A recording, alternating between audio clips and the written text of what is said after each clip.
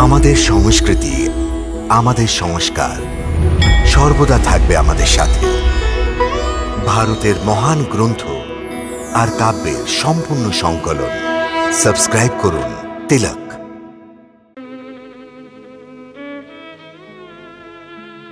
সদা সুখে থাকো। কুমার বসুদেব, দেবকী আমার সবচেয়ে প্রিয় ভগ্নী। আমায় শুধু এই আশ্বাস দাও যে তোমার গৃহেও কোনো প্রকার দুঃখ পাবে না। প্রিয় ভ্রাতা, সুখ আর দুঃখ মনুষ্য তো নিজের কর্ম দ্বারাই লাভ করে, কিন্তু আমি আপনাকে এই প্রতিশ্রুতি দিচ্ছি যে আমার কারণে দেবী দেবকীর কখনো কোনো কষ্ট হবে না।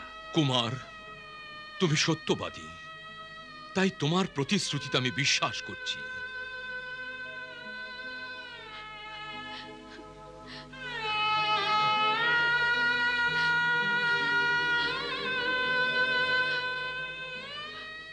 চলো দেবকী, আজ আমি স্বয়ং তোমার সারথি হব। তোমার রথ চালনা করে তোমাকে কুমারের প্রাসাদে পৌঁছে দিয়ে আসি। চলো ভগ্নী।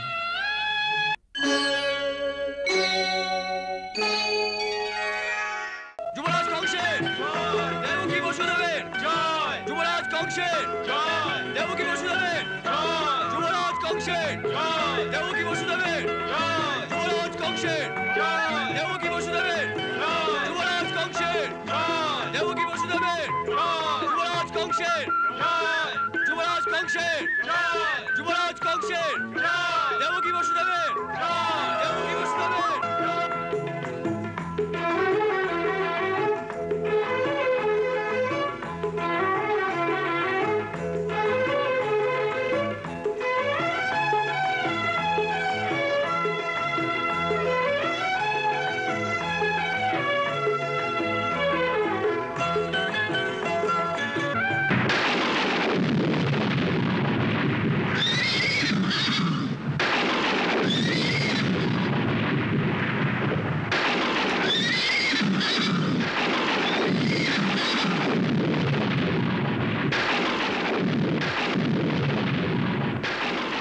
বিনা মেঘে বজ্র, রে মূর্খ কংস, রে মূর্খ কংস, রে মূর্খ কংস, কে আমাকে এই প্রকারে সম্বোধন করছে? কে আছে যার নিজের প্রাণের ভয় নেই? সম্মুখে এসো।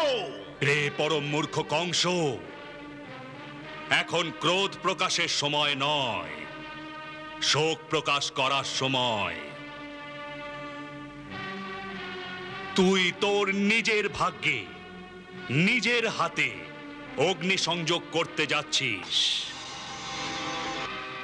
রে মূর্খ, যাকে তুই এত পরম আনন্দে রথে উপবিষ্ট করে নিয়ে যাচ্ছিস, সেই দেবকীর অষ্টম গর্ভের সন্তান তোকে হত্যা করবে।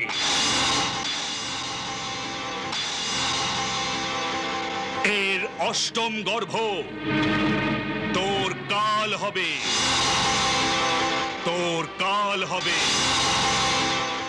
তোকে হত্যা করবে, তোর কাল হবে, তোকে হত্যা করবে, তোর কাল হবে।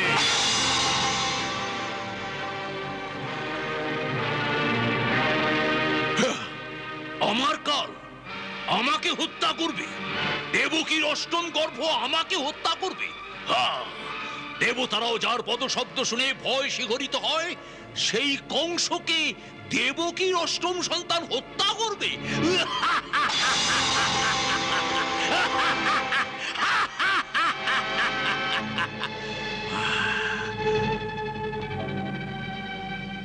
আমি আমার মৃত্যুর মূল কারণকেই ধ্বংস করে ফেলবো।